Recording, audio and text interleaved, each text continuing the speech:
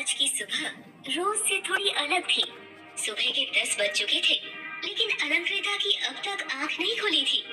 तभी अचानक से कोई जोर जोर से घर का दरवाजा पीटने लगा। रेखा जी ने जल्दी से जाकर दरवाजा खोला तो कई सारे लोग हाथों में कुछ थाल लिए हुए घर के अंदर चले आए। थाल फल, ड्राई फ्रूट्स और गिफ्ट से भरे हुए थे। रेखा जी और राकेश की आंखें इतना सारा सामान देखकर हैरानी से चौड़ी हो गई। तभी बाहर का शोर सुनकर अलंकृता अपनी आंखें मलते हुए बाहर चली आई और बोली, किस बेवकूफ की इतनी हिम्मत हुई जिसने सुबह सुबह से मेरी नींद दुभर कर दी। उसने जैसी अपनी आंखें खोली तो उसके सामने अनिरुद्ध खड़ा था। अचानक से अलंकृता के मुंह से निकला, ये सुबह सुबह से किसका चेहरा देख लिया? बेवकूफ नहीं, ये तो खड़ूस है। अलंकृता, ये क्या बकवास कर रही हो? तभी अलंकृता के कानों में उसकी माँ रेखा जी की आवाज पड़ी और उसकी आंखें अचानक से खुलकर चौड़ी हो गई। हे भगवान, ये खड़ूस तो साक्षात मेरे सामने खड़ा है। अलंकृता बेटा, तू अपने ही पैरों पर कुल्हाड़ी मारना कब छोड़ेगी? तभी इतनी देर से शांत खड़ा अनिरुद्ध बोला, क्या बोला तुमने? तुम्हें मैं बेवकूफ और खड़ूस लगता हूँ?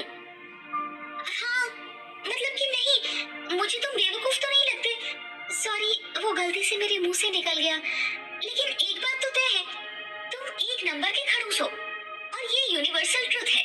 इस बात को कोई बदल नहीं सकता। अलंकृता ने मजाक के मूड में कहा, लेकिन तभी अनिरुद्ध भड़कते हुए बोला, अगर मैं खड़ूस हूँ तो तुम एक नंबर की पागल हो, समझी? और मेरे पास इतना टाइम नहीं है कि मैं तुमसे बहस करूं।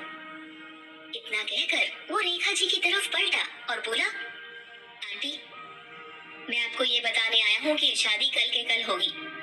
क्या?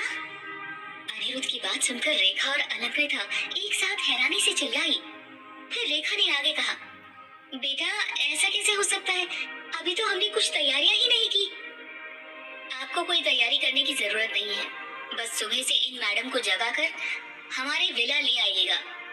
सुबह हल्दी मेहंदी होगी और शाम को शादी। सारी तैयारियां हो चुकी हैं। फिर उसने एक लेडी को आवाज लगाते हुए कहा, सुनैना जी, आप अलंकृता के कपड़े चेक करवा लीजिए और उससे गहने पसंद करवा लीजिए। मैं अब निकलता हूँ। अनिरुद्ध के मुंह से कपड़े और गहने का नाम सुनकर अलंकृता और रेखा दोनों के चेहरे खिल गए। अलंकृता ने तुरंत स्नेहा को कॉल लगाकर कहा, सुन, अभी के अभी घर आ जा, बहुत जरूरी काम है, वरना कल बहुत देर हो जाएगी। अलंकृता की बात सुनकर स्नेहा भागी चली आई और बोली, क्या हुआ? तू सुसाइड मत कर, मैं हूं ना। फिर स्नेहा ने चारों तरफ नजरें घुमाई तो अलंकृता चारों तरफ से गहने और कपड़ों के बीच घिरी हुई थी। अलंकृता ने अपने लिए कुछ कपड़े सिलेक्ट किए और एक एक साड़ी अपनी माँ और स्नेहा के लिए रेडी करवा ली। अगले दिन अलंकृता हल्दी के लिए पीले और हरे रंग का लहंगा पहनकर जब खन्ना मेंशन पहुंची तो उसके चेहरे की खुशी अचानक से गायब हो गई। खन्ना मेंशन में सन्नाटा पसरा था। उसने सोचा था कि ढोल नगाड़ों से उसका स्वागत होगा, मेंशन दुल्हन की तरह सजा होगा, लेकिन ऐसा कुछ भी नहीं था। बुझे मन से अलंकृता खन्ना मेंशन के अंदर जाने लगी और स्नेहा से बोली, बचपन से लेकर आज तक मैंने अपनी शादी के लिए कितने सपने देखे थे। मेरी शादी बहुत धूमधाम से होगी। उस दिन मैं सबसे ज्यादा खुश रहूंगी क्योंकि दुनिया का सबसे हॉट और हैंडसम बंदा मुझ पे लट्टू होगा। मैं जी भर के बिंदास होकर एकदम फिल्मी स्टाइल में नाचूंगी। लेकिन यहाँ तो गाने ही नहीं चल रहे। ये क्या हो रहा है स्नेहा? स्नेहा ने धीरे से उसका हाथ थाम लिया और बोली, चिंता मत कर, देखना तू राज करेगी। और कितने झूठे सपने दिखाएगी मुझे। तभी अलंकृता की नजर सामने खड़े अनिरुद्ध पर पड़ी और वो फिर से बोली, सपने चाहे जितने अच्छे देख लो, लेकिन जीना तो हकीकत में ही पड़ता है। और मेरी जिंदगी की हकीकत ये बागड़ बिल्ला है जिसके पास पैसों से भी ज्यादा अकड़ है। सामने अनिरुद्ध के बगल में उसकी ही जैसी शेरवानी पहनकर शुभ खड़ा था, जिसके चेहरे पर अलंकृता को देखकर रौनक छा गई। तभी रेखा जी अलंकृता के पास आकर बोली, अनिरुद्ध की जान इस तोते में बसती है।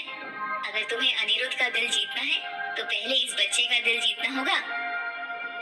शुभ भागते हुए अलंकृता के पास आया और तुरंत उसके गले लगकर बोला, मॉम, तो आप मेरे डैडी से शादी कर लियो।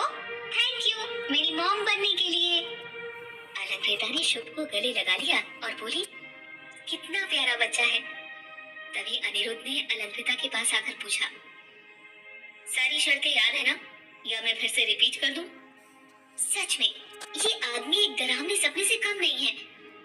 अलंकृता बड़बड़ाई और तभी रेखा जी और स्नेहा ने उसे ले जाकर हल्दी और मेहंदी के लिए बैठा दिया। स्नेहा उसकी हथेली पर अनिरुद्ध का नाम लिखते हुए बोली, ऐसी जगह नाम लिखा है कि जीजू रात भर ना ढूंढ पाएंगे। वहीं राकेश ने मुंह बनाकर रेखा जी से कहा, ये भी कोई बात होती है क्या? इतनी शांति और कम खर्चे में शादी कराए, न खाने में ज्यादा ही पकवान है। मैंने तो इन्हें बड़े दिल का समझा था, लेकिन ये लोग तो एक नंबर के कंजूस निकले। माना कि जीजा जी की दूसरी शादी है, लेकिन अलंकृता की तो पहली शादी है ना। तभी रेखा उसे शांत कराते हुए बोली, शांत हो जाओ, जैसे भी हो शादी हो रही है, हो जाने दो। मैंने आलू को सब समझा दिया है, देखना ये अनिरुद्ध बाबू किस तरह उसके पीछे अपनी दुम हिलाते हुए घूमेंगे। दिन ढल गया था। हल्के गुलाबी रंग के लहंगे में अलंकृता बेहद खूबसूरत लग रही थी।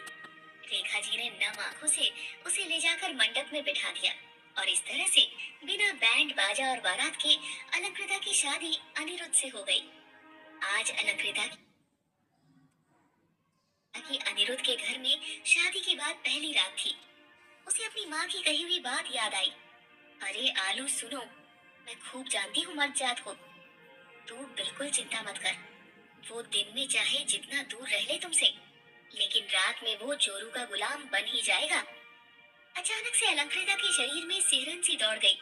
वो लंबा सा घूंघट करके बेड पर बैठ गई, लेकिन अनिरुद्ध तो यहाँ आया ही नहीं। काफी देर तक इंतजार करने के बाद उसे रहा नहीं गया। वो धीरे से उठकर बाहर आई और बगल वाले रूम में झांकने लगी। उसने जैसे ही अपना कदम उस कमरे के अंदर रखा, अचानक से अनिरुद्ध ने उसका हाथ पकड़कर अंदर खींच लिया और उसकी पीठ दीवार से टिकाकर उसके बहुत करीब खड़ा हो गया। यहाँ क्या करने आई हो? अलंकृता घबराते हुए बोली, मैंने सोचा कि आज की रात हम एक कमरे में सोएंगे। तभी अनिरुद्ध ने उसे बाहर की तरफ धकेलते हुए कहा, तुम्हारा और मेरा अलग अलग रूम है, बगैर मेरी इजाजत के मेरे रूम में घुसने के लिए सोचना भी मत। पर आज की रात तो पति पत्नी एक साथ। अलंकृता अभी इतना ही बोल पाई थी कि तभी अनिरुद्ध ने चिल्लाते हुए कहा, तुम मेरी पत्नी नहीं हो, समझी? इतना कहकर अनिरुद्ध ने धार से अपने कमरे का दरवाजा बंद कर लिया और अलंकृता एक पल के लिए वहीं खड़ी रहकर नम आंखों से दरवाजे की तरफ देखती रह गई। क्या अनिरुद्ध